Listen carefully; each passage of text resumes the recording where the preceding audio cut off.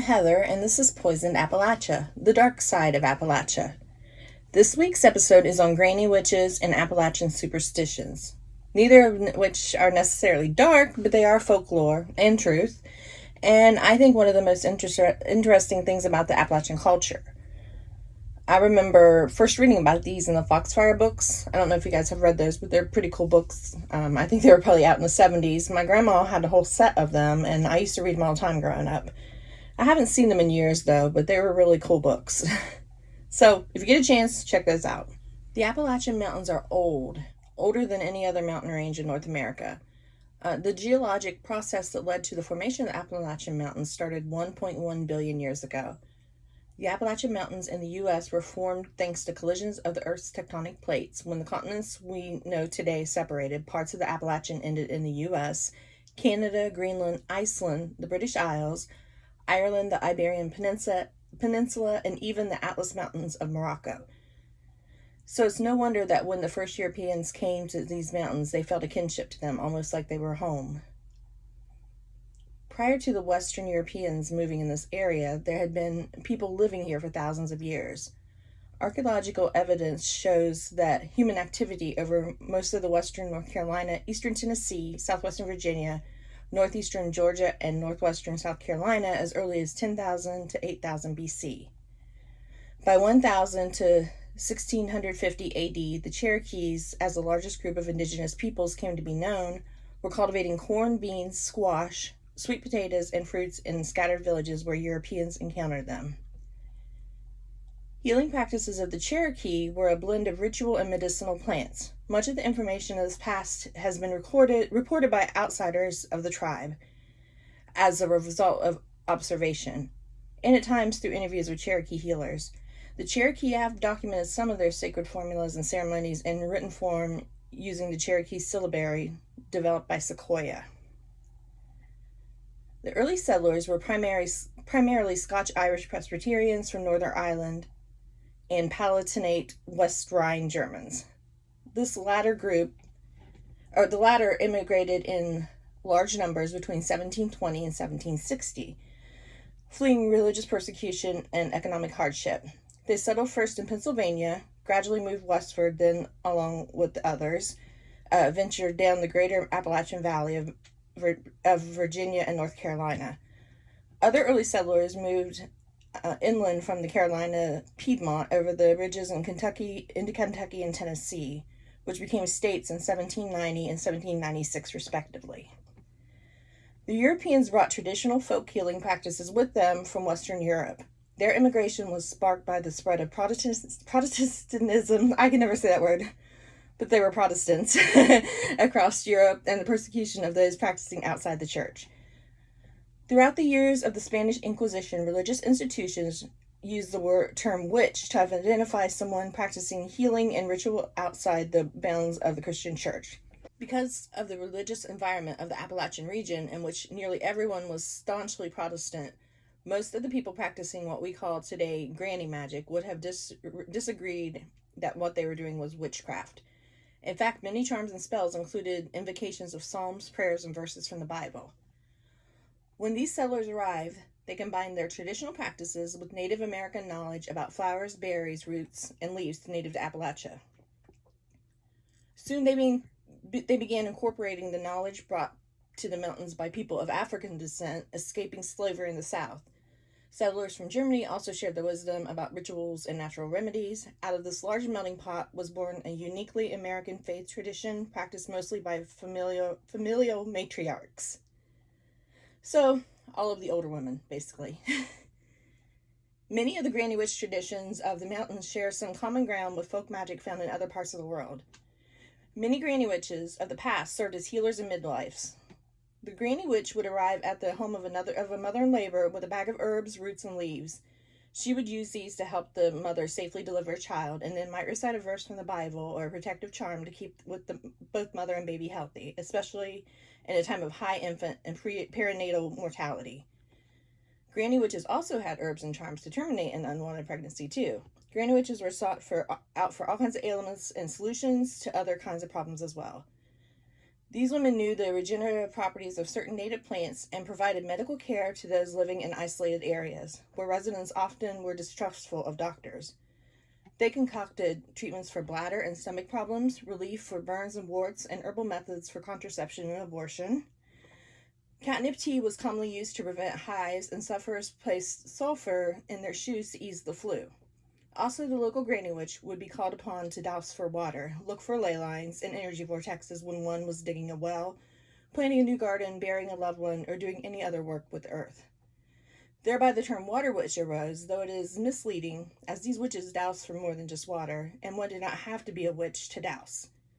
Though most dousers of that area and location were indeed witches. Rarely in Appalachia was there a doctor's office nearby, so granny witches often provided health care to their neighbors. They could set broken bones, treat fevers, and even care for the terminally ill. Some granny witches used nothing but faith as their source for healing. It's not unusual for a witch healer to simply rub an ailment such as a wart, say a few words, and walk away. In the case of a wart, it would be completely gone the next morning. Many existed in a deep Christian society and culture, and as such, they might have identified as Christians and looked at their ways of knowledge as God-given gift or as being a vessel. For example, taking the fire out of a burn involves a charm invoking the Father, the Son, and the Holy Ghost. According to tradition, no fee would be charged for the service, nor was the burned person to say thank you because it was believed to be the work of the Lord.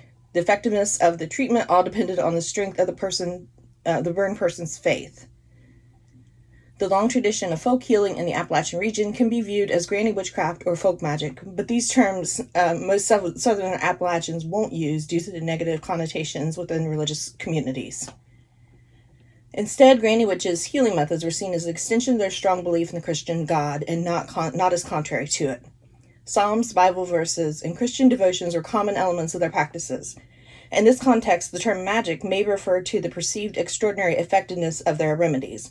Also, the deep respect these wise older women commanded in their communities. For most Appalachian granny witches, their magic existed simply in weaving folk wisdom from generations of common sense and trial and error.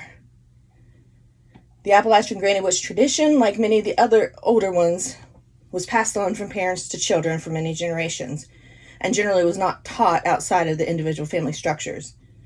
Because of the rural and secluded nature of the Appalachian community, the old customs, wisdom, and practices were not as often lost, forgotten, or modernized as the world traditions that came over to some more urban areas of the New World. Therefore, one will often find that ancient Irish or Scottish songs, rhymes, dances, recipes, crafts, and the craft are more accurately preserved in Appalachia than even in Ireland or Scotland. Many of these old Irish traditions, as well as the Cherokee traditions, both magical and mundane, were carried on in Appalachia until modern times. Some songs, spells, and such have been passed down for many years that way, though sadly, sometimes only by mouth, with the original meanings being lost in the shifting sands of time. In the secluded mountains of Kentucky, Tennessee, Georgia, the Virginias, and Carolinas, this continued right on through the decades of the 18th, 19th, and early 20th centuries. The people of the mountains still relied upon Mother Nature in a way that city folk did not anymore. The fertility of the crops, the livestock, and the people themselves was as paramount to the Appalachians as of 1900 as it was to the early American colonists in the 1600s. Therefore, fertility and the worship of Mother Nature continued in the Appalachian region, staying a current part of people's faith rather than becoming a mythic memory such as nature worship did elsewhere. Music is a large part of the Appalachian granny magic tradition. Many of the oldest spells are sung or danced. Clogging, as Irish step dancing came to be called in Appalachia, as well as reels, jigs, lullabies, and chants sung in rounds, are all very common magical ingredients in Appalachian spells. Another example of the old world music roots of Appalachian musical magic is the locally common use of the song Auld Lang Syne for Samhain and funerals, as well as a secular New Year. As the granny witches died out, so did their practices. Does any still exist today?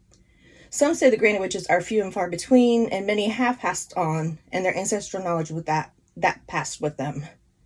However, others say that the folk magic is still practiced in Appalachian culture today, and that modern-day granny witches can draw from a living archive of folk magic knowledge. Social media allows folk magic practitioners to connect and exchange ideas. which can help sustain the memories of those who have died and encourage others to continue the practice. So, have you heard of granny witches? Did someone exist within your family that was a healer or could do things? My mom said that she had a great aunt who could stop bleeding by reading a verse in the Bible. And I know my dad swore by water dowsers. Anyone else have any experiences? If you do, let me know. Since I don't have a ton to say on granny witches, I just couldn't find a lot. I mean, there's out there, but it all was pretty much repeating the same thing. So, there's just not a lot of time taking up that. So I'd like to continue by going over some old Appalachian superstitions. Because let me tell you, they have a ton of them. I got these from a couple pages online and just kind of added some of my own that I remember. So, I'll go over them and then we'll kind of talk about it a little bit, I guess. So, a chicken laying an uneven number of eggs is an omen of danger. Well, for me, my chickens only lay one egg every other day, so it's always uneven. I have silky chickens. They're the cutest little footballs you've ever seen. Like, they look like little chickens with fur. But anyhow, they definitely don't lay more than an egg a day, and usually, like I said, every other day. A rabbit crossing your path before sunrise will bring unhappiness. Thankfully, I'm not out a lot before sunrise, so I don't think I've ever encountered this. Always go out the same door you came in. I've heard this one before. I mean, generally, we usually do that anyhow, but I guess it's good to remember in case you don't. For every fog you have in August, you'll have that many snowstorms throughout the winter. I don't think this is true because we don't get much snow anymore, but we get a lot of fog in August. Bad fortune is soon to follow when a broom falls for no reason. I've never heard that one before, but I have heard if someone's sweeping around you, they'll sweep away your chances of being married. So if you want to marry, don't let them sweep around you. Why are you letting them sweep around you anyways? You should be sweeping. But nah, just kidding. A black cat crossing your path means bad luck. Stop and go another way. Well, I think we've all heard this one. And I don't know, I have black cats myself, but I still get freaked out if one crosses in front of me a little bit. Carry a 4-leaf clover to ward off bad luck. My dad always had a 4-leaf clover on him, and he could find them easier than anyone I know. He was always finding 4-leaf clovers and giving them to people. After the forsythia blooms, you'll have 3 more snows. I guess this one could be true due to spring weather. Forsythias come out the early part of spring, so it could still snow. So I can see where that one actually has real connotation. A chin dimple is a sign of bad character. Dimples are made by the devil's shoe. I've never heard that one. Cows laying down means it's going to rain. It's going to rain. My grandpa used to say that one a lot, and I've heard other people say that too.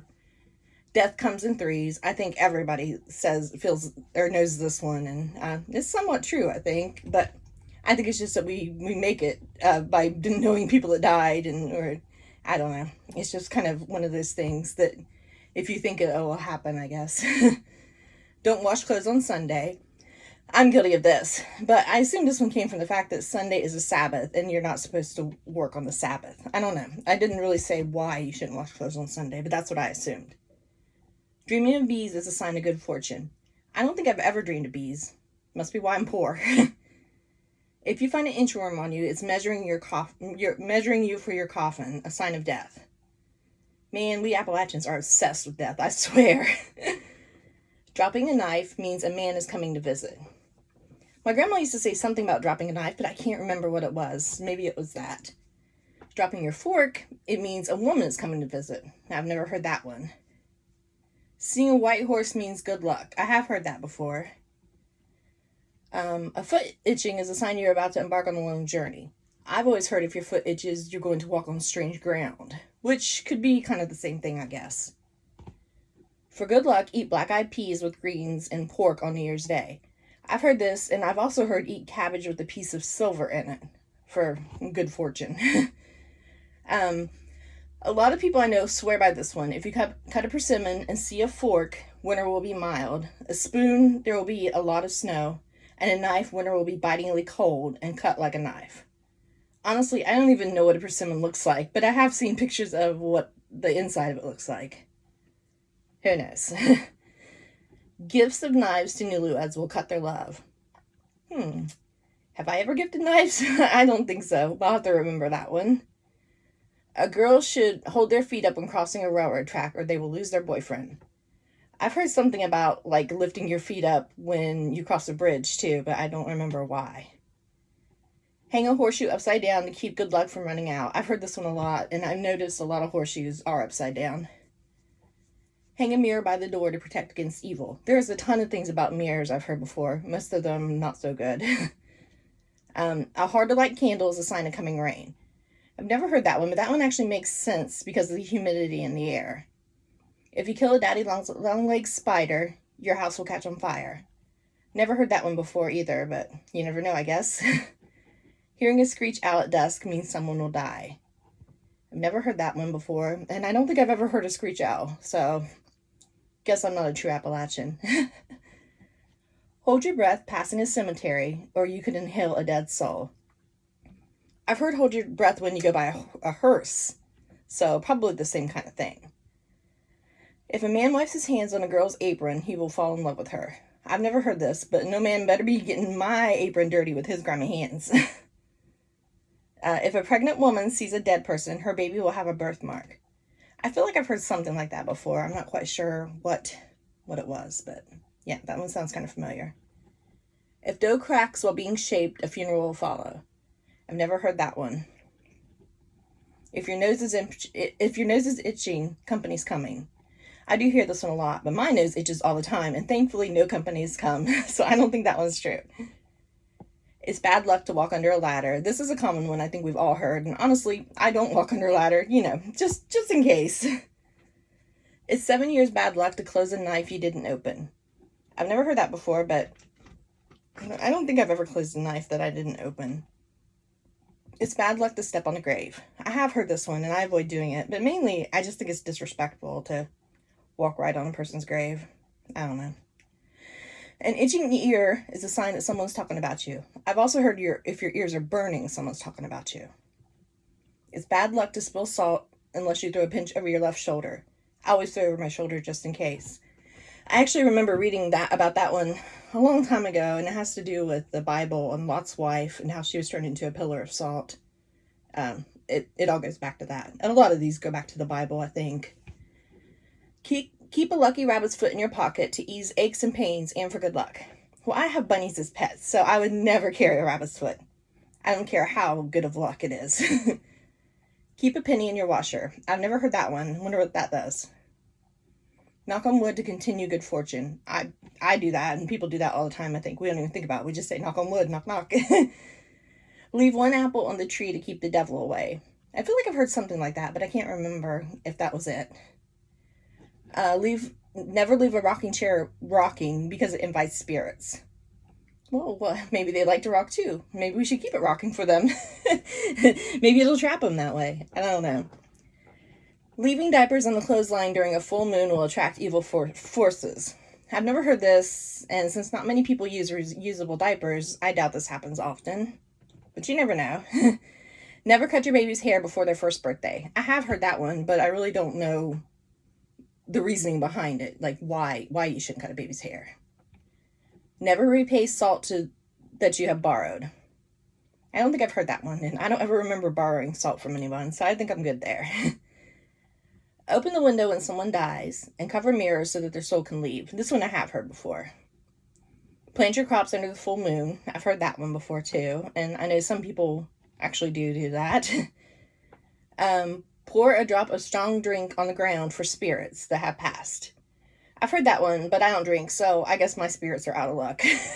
They're all going to be teetotalers like me. Put a two-edged axe in a stump facing a storm to have it go around you. That's an interesting one I've never heard.